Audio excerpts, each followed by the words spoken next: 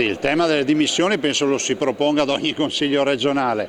A me piace ricordare i veneti che noi siamo quelli che aprono gli ospedali di notte, che finanziano le imprese in difficoltà, che hanno portato il Veneto ad essere la regione di riferimento nazionale per virtuosità. Noi rispondiamo con i risultati a chi chiede dimissioni. Sulla società partecipate, lo scontro che c'è, il Consiglio ha deciso un provvedimento che sono divisioni anche nella stessa maggioranza sulle assessori di pilota.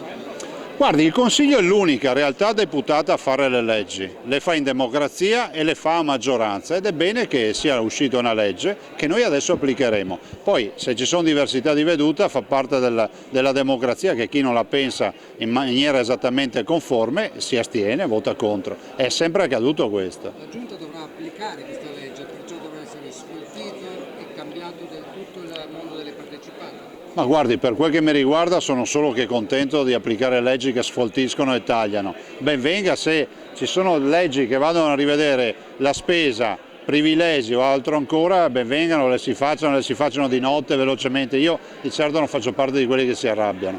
Lei sull'Europa che posizioni ha? Perché qualcuno le chiede, ma lei vuole stare in Europa, fare una regione, poi critica l'Europa, che posizioni ha?